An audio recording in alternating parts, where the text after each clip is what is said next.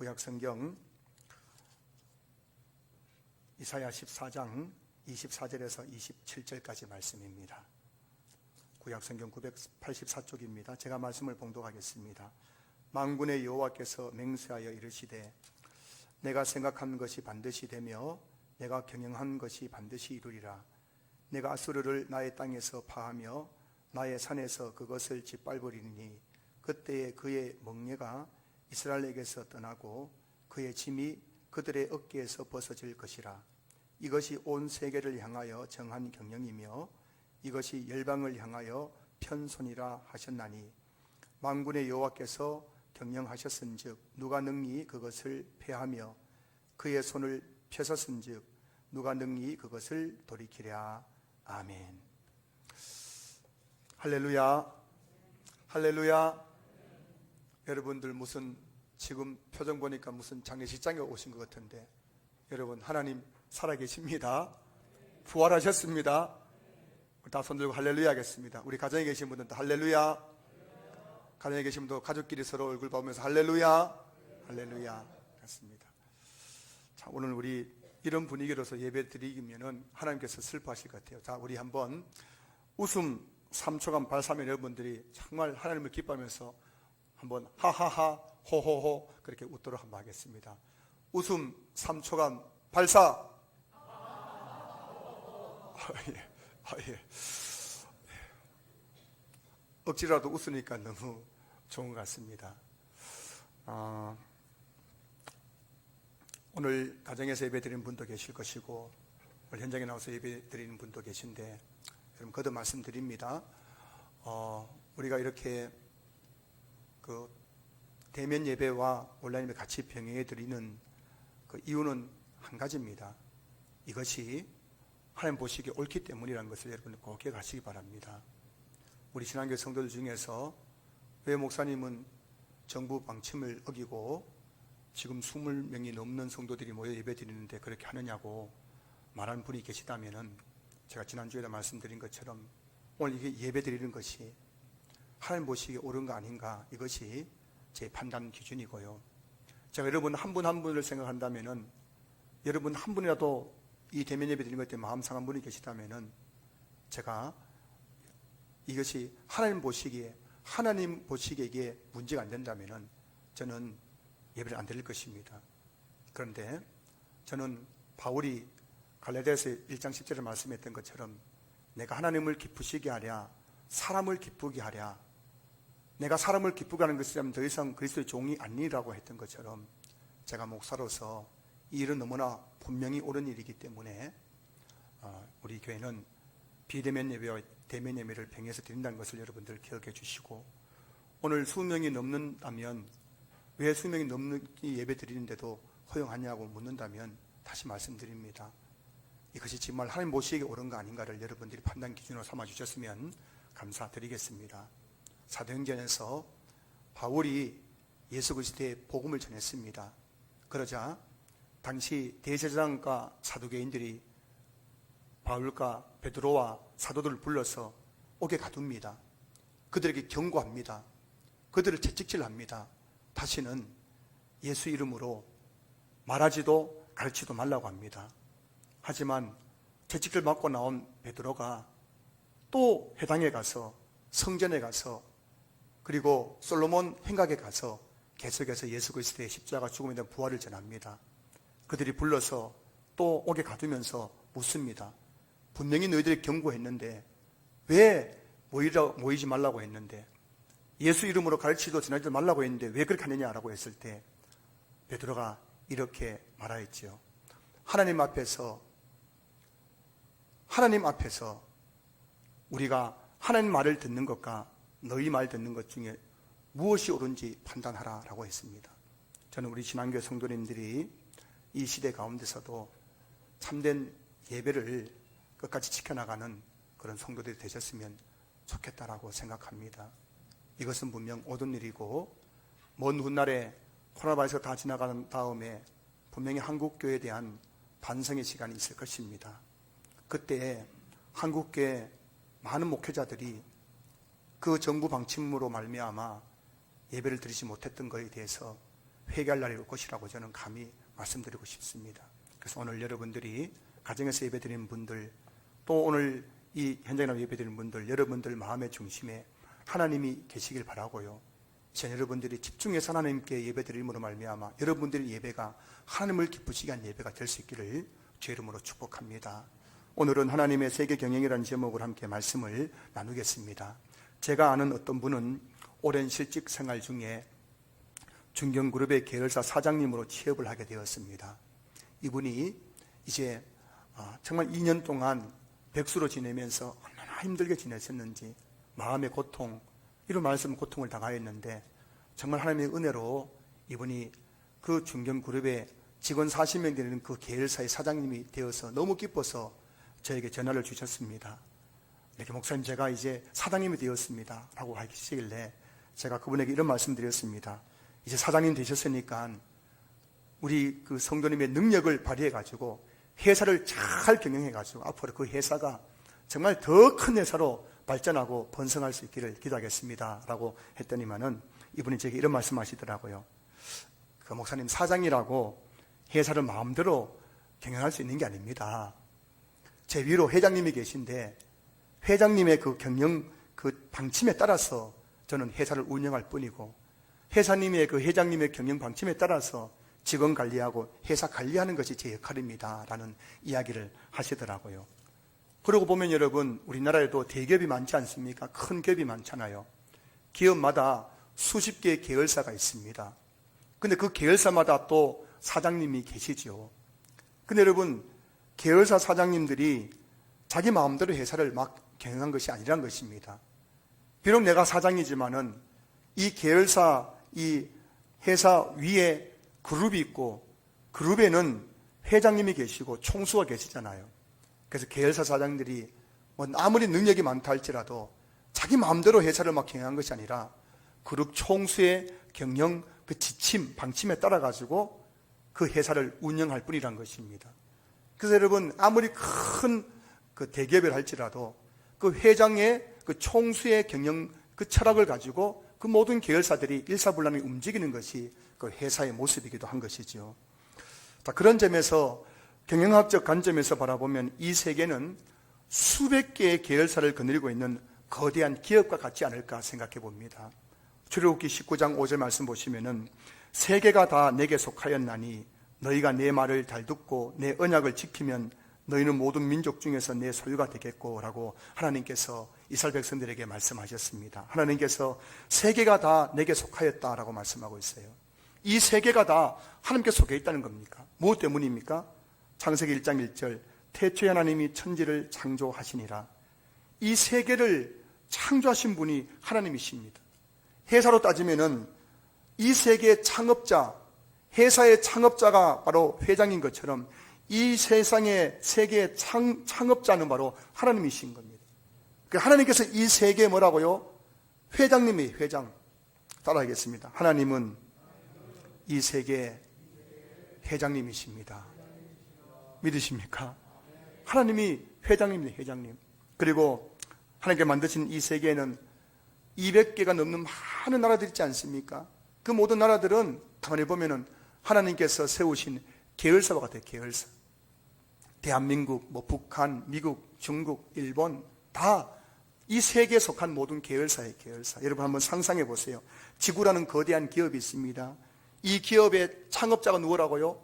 하나님이 회장이시고 그 이 세계에 수많은 나라들이 있는데 그건 다 계열사의 계열사. 그래서 하나님께서 그 계열사에 사장처럼 지도자를 세우셨습니다. 북한에는 누굴 세우셨습니까?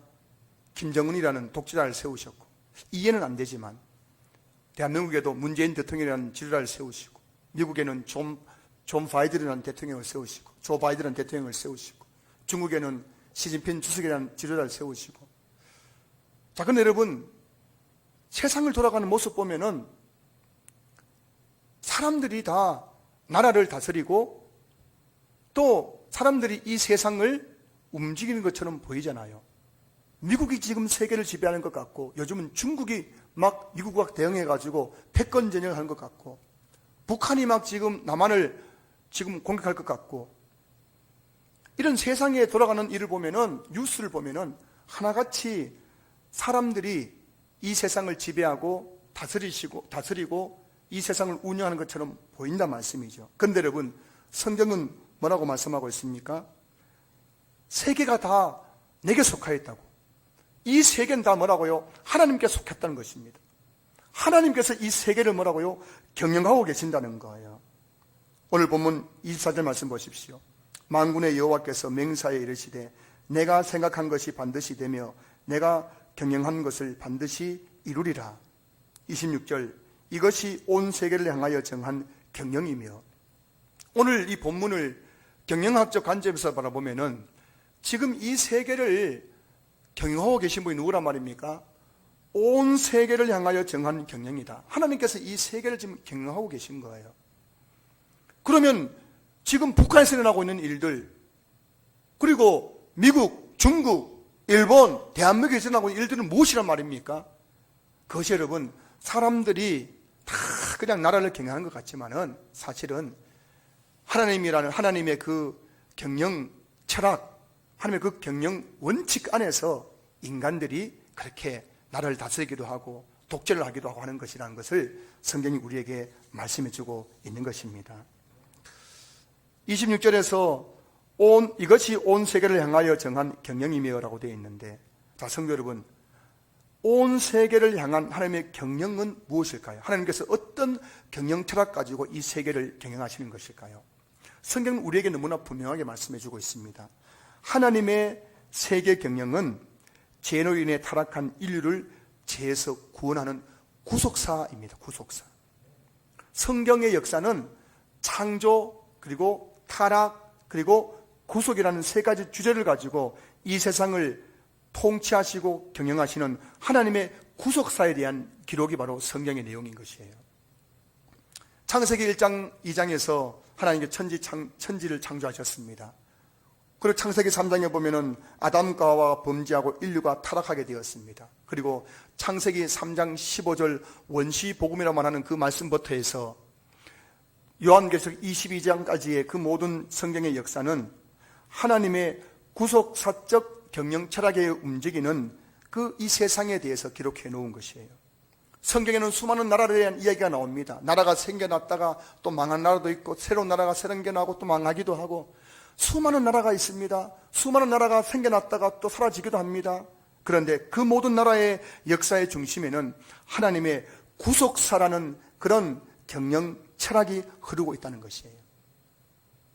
노아 시대의 홍수 심판, 바벨탑 사건, 창세기 12장 아브라함을 통한 이스라엘의 건국, 소돔과 고모라의 심판, 애굽에 내린 10가지 재앙, 모압, 암몬, 에돔에 대한 하나님의 심판, 아수르, 바벨론에 대한 하나님의 심판, 메대와 바사 제국이 일어나고 그리스 제국, 로마 제국이 일어났다가 그들의 흥망성쇠의 중심에는 하나님의 세계 경영이라는 구속사가 흐르고 있다는 것이에요. 여러분, 성경을 보면은 어느 한 나라도, 어느 왕도 자기 마음대로 나라를 다스린 것이 없습니다. 바벨론의 왕, 바사 제국의 왕도 하나님께서는 나의 종이라고 했습니다. 내가 그들을 붙들어서 막대기처럼 사용하신다고 말씀하고 계신 것이죠. 여러분, 대한민국에 대한 하나님의 그 관심은 무엇일까요? 우리 대한민국에 대한 하나님의 관심, 우리 대한민국이 강대국이 되는 것일까요? 우리 대한민국이 복지국가가 되는 것일까요? 여러분, 그런 것은 하나님의, 정말 성경에 말하고 하나님의 큰 관심에서 바라보자면 작은 것에 불과한 겁니다. 하나님의 진짜 관심은 이 대한민국을 통해서 하나님의 구속사를 이루어 가신 것이 하나님의 가장 큰 관심인 줄로 믿으시기 바랍니다. 우리 민족은 6.25 전쟁도 겪었고, 또 유신 독재를 겪었고, 또 지금 우리나라에는 여러 가지 많은 일들이 났습니다. 현대사에서요. 하지만 그 모든 이 대한민국의 그 현대사에 일어났던 그 모든 일들 중심에는 하나님께서 이 대한민국을 통해서 하나님의 구원의 역사, 구속사를 이루어 가시는 하나님의 그 경륜들이 다 드러나고 있다는 것이죠.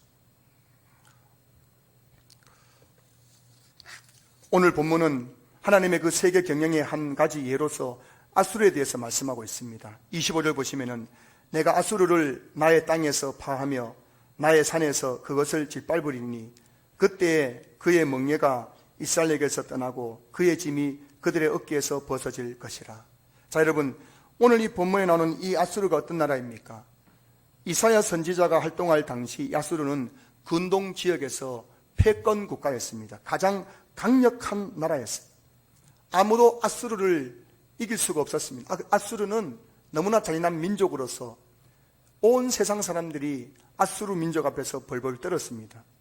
그런데로 오늘 보면 25절 보시면은 하나님께서 그 강력한 아수르를 나의 땅에서 파하며 나의 산에서 그것을 짓밟을 것이라고 말씀하고 있는 거예요.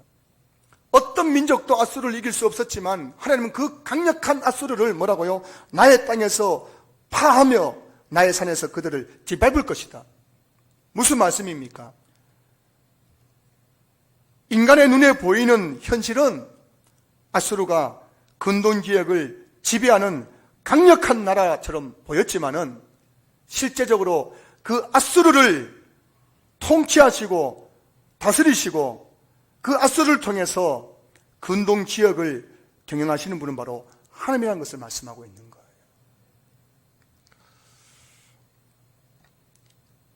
이사야 10장 5절 6절 말씀 보시면은 아스 사람은 화 있을진저 그는 내 진노의 막대기요 그 손의 몽둥이는 내 분노라 라고 말씀하고 있어요. 여러분, 오늘 아수르가 어떤 존재란 말씀입니까? 그는 내 진노의 막대기요 그 손의 몽둥이는 내 분노라. 아수르는 하나님의 손에 붙들려 있는 막대기에 불과한 거예요. 하나님은 아수르라는 그 막대기를 가지고 하나님 앞에 경건하지 못한 나라들을 뭐라고요? 심판하신다는 것입니다. 아수르 제국은 자기들이 잘나서 그렇게 우리가 이 아수르 제국이 강성하게 됐다고 생각했지만은 사실은 하나님께서 그 아수르를 통해서 이 세상을 심판하기 위해서 아수르를 뭐라고요? 그렇게 세웠다는 것입니다.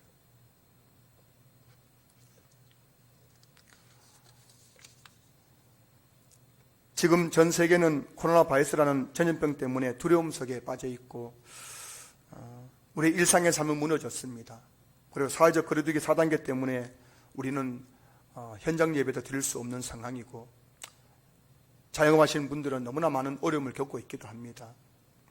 학생들은 학교에 가지 못하고 정말 우리는 고통 속에 있습니다. 전문가들의 말에 의하면은 이제 코로나와 우리는 공존하는 삶을 살아야 할 것이라고, 코로나 이전의 삶으로 절대 돌아가지 못할 것이라고 말하기도 하고, 앞으로는 코로나 바이러스보다 더 강력한 그 전염병들이 또 나타나게 될 것이라고 그렇게 경고하기도 합니다. 코로나 바이러스 앞에서 교회도 하나님도 아무것도 아닌 것처럼 보입니다. 코로나 바이러스가 이렇게 창궐하지만 교회가 할 수 있는 게 아무것도 없잖아요. 우리가 이렇게 기도했는데 불구하고 하나님께서는 아무것도 하실 수 없는 것처럼 보여집니다.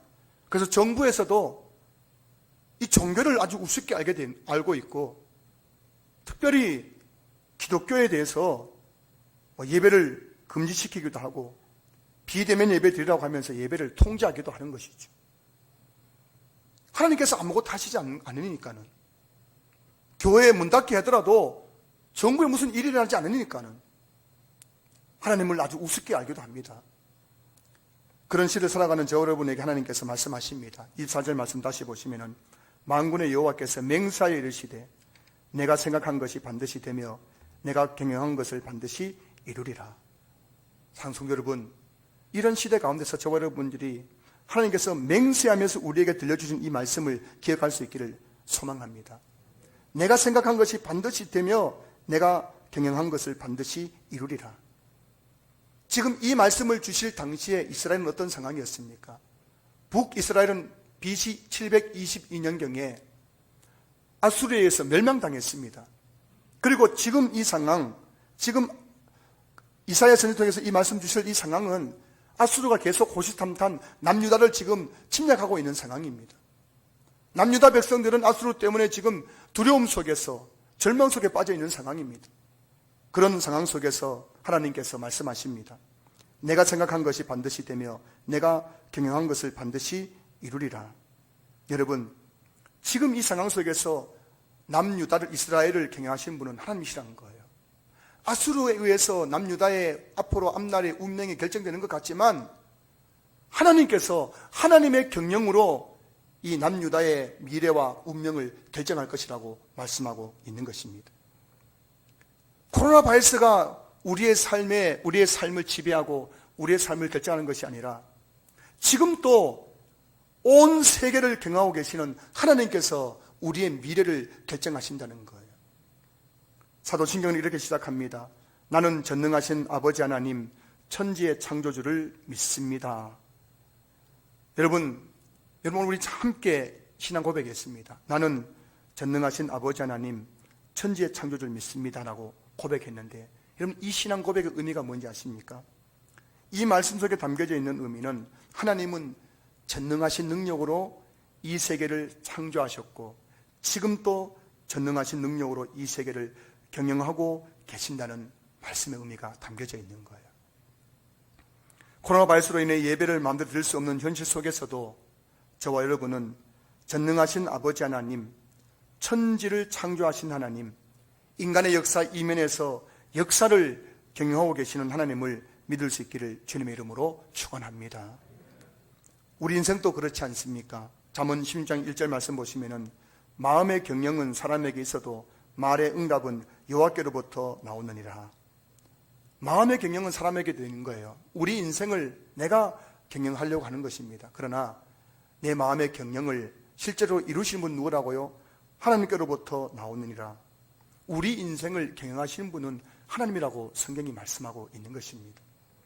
이것을 다른 말로 표현하면 잠언 16장 9절 말씀, 사람이 마음으로 자기의 길을 계획할지라도 그의 걸음을 인도하시는 이는 여호와이시니라. 인생이 내 마음대로 내 계획한 대로 되지 않는 이유는 내 인생을 컨트롤하고 인도해 가시는 분은 하나님이시기 때문인 것이죠. 하나님께서 우리 인생을 경영하신다는 것입니다. 그래서 하나님께서 오늘 우리에게 이렇게 말씀하십니다. 잠언 16장 3절 말씀, 너의 행사를 여호와께 맡기라. 그리하면 내가 경영하는 것이 이루어지리라. 하나님께 우리의 경영권을 맡기라는 겁니다. 내 인생의 경영권을 맡기라는 겁니다. 그러면 하나님께서 내가 경영한 것을 이루어 주실 것이다. 하나님께서 우리의 인생의 경영에 가시겠다는 것입니다. 여러분, 오늘 저는 현장 예배가 금지되고 비대면 예배만 허용되는 이런 현실 속에서 이 거룩한 주일에 우리 성도들이 함께 모여 예배드리지 못하는 이 현실, 또 우리 많은 성도님들이, 또 자영업 하신 성도님들이 어려움을 호소하고 있는 이 현실, 직장 생활에 어려움을 호소하고 있는 이 현실 속에서 다시 한번 믿음의 눈으로 이 세계를 바라볼 수 있는 시간이 되었으면 좋겠습니다. 정말 사람들이 다 이 세상을 지배하고 다스린 것 같고, 우리는 사람들의 그 지배 속에 살아가는 것 같고, 코로나 바이러스 때문에 지금 우리의 일상이 무너지고 우리 코로나 바이러스의 지배를 받는 것 같지만, 그러나 그 이면에 지금도 하나님께서는 이 세계를 경영하고 계신다고 우리에게 말씀해 주고 계십니다. 사랑하는 성도 여러분, 오늘 저 여러분들이 이 어려운 때에 다시 한번 믿음의 눈으로 이 세계를 지금 경영하고 계신 하나님을 바라볼 수 있기를 소망합니다. 여러분의 가정, 여러분의 인생을 지금 다스리고 계시는 그 하나님을 바라볼 수 있기를 주로 축복합니다.